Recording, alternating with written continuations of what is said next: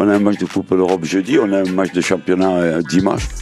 Dimanche ce soir peut-être à 23 h, tout va mieux. Mais qui c'est qui va y jouer? C'est pas le président, et c'est pas moi. C'est eux qui ont le sort. Mais pour ça, il faut grimper. J'ai les crocs comme un club, wow. J'suis trop déter, j'ai juré sur des têtes.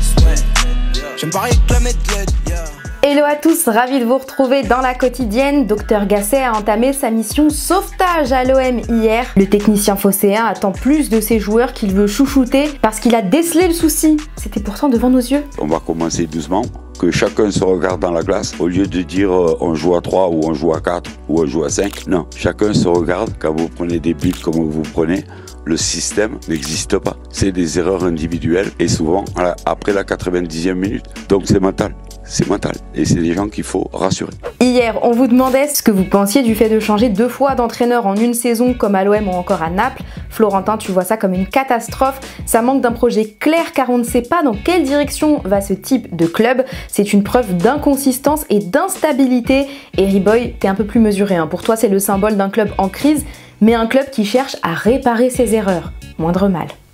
Au passage, c'était très sympa durant cette conférence de presse de présentation, le sponsor qui était juste derrière Jean-Louis Gasset, Sublime Côte d'Ivoire. Ça doit lui rappeler de nombreux souvenirs, ça va le suivre ça. Autre chose qui va suivre cette fois les dirigeants de l'Olympique de Marseille, c'est la sortie de Mehdi Benatia sur le mauvais comportement de Jonathan Klaus, défendu ensuite par le syndicat des joueurs, l'UNFP. Le président Longoria ne veut plus entendre parler de tout ça, du coup il a tapé du poing sur la table.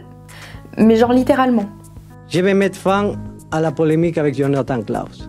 Et quand je me présente ici, à dire je vais être transparente, la parole se respecte. La parole se respecte.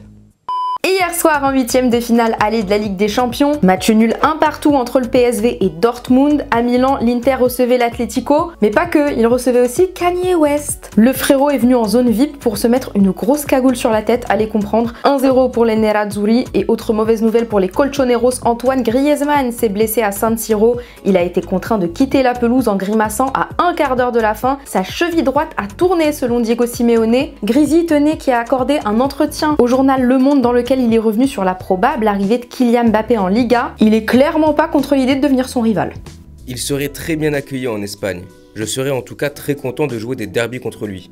Au programme ce soir, suite et fin de ces 8e de finale aller de la Ligue des Champions, avec le choc entre les 2 champions en titre d'Italie et d'Espagne, Naples-Barcelone, mais aussi Porto-Arsenal. Et dans l'avion pour le Portugal, les supporters des Gunners sont tombés nez à nez avec Rio Ferdinand qui voyageait avec eux. Ferdinand qui n'est autre qu'un ancien défenseur mancunien et international anglais, désormais consultant. En bon partisan de Manchester, il a donc tenu à taquiner les Londoniens à la fin de leur bon vol ensemble en touchant au Starboy.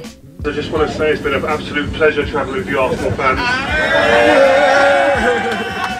I must say, Saka is a fantastic player, just not world class yet. Just not world class yet.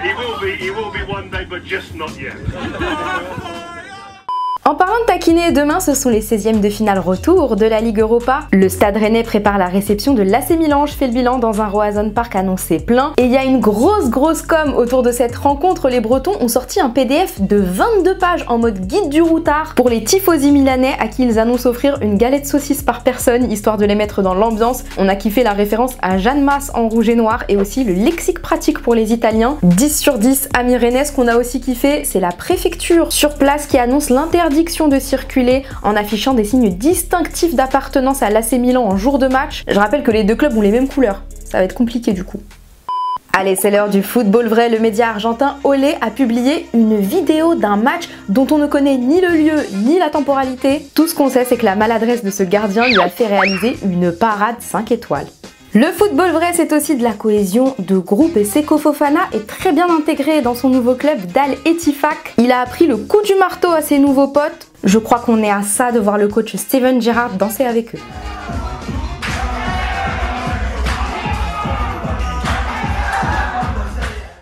Oh là là là là, il y a du rififi au Bayern qui nous a annoncé ce matin que Thomas Tuchel allait quitter ses fonctions d'entraîneur à la fin de la saison. Le frérot Fabrizio Romano explique que les Bavarois pensent au coach du Bayer Leverkusen, Xabi Alonso, également pisté par Liverpool qui va perdre Jürgen Klopp. Sinon en juin, il y a aussi Jean-Louis Gasset qui sera libre.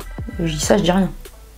Pendant que ça se morfond chez les Bavarois, ça fait la fête chez les Madrilènes. On vous parlait hier du voyage de Vinicius au Maroc, notamment dans le cadre de sa fondation. À part ça, il a aussi chillé, rejoint par son pote à la compote, Eduardo Camavinga. Le Frenchie a documenté tout ça via un post Instagram qui a fait un jaloux. Jude Bellingham en mode gros rageux qui dit « Merci pour l'invitation frérot ». Kama qui répond « Je dois m'occuper de toi, ta maman ne va pas être contente ». Leur amitié va-t-elle survivre à cette trahison? On le suivra au prochain épisode parce qu'il y a plus important à régler au Real. The Athletic dévoile que Carlo Ancelotti aurait proposé à Luka Modric de rejoindre son staff s'il venait à prendre sa retraite en fin de saison. Alors je vous pose la question du jour, quel avenir voyez-vous pour Luka Modric? Doit-il continuer, prendre sa retraite, intégrer le staff du Real? Vous nous dites tout et demain on sélectionnera 2 commentaires. Avant de se quitter, félicitations à Jean-Michel Aulas qui a été fait commandeur de l'Ordre national du mérite. Une distinction qui a, je cite, pour vocation de récompenser les mérites distingués et d'encourager les forces vives du pays. L'ancien boss rhodanien a été décoré à l'Elysée en présence entre autres de son ancienne joueuse Wendy Renard. C'est vraiment trop mignon. Et voilà, c'est déjà la fin de la quotidienne. On va se retrouver demain et d'ici là on se quitte en images et en musique. Ciao!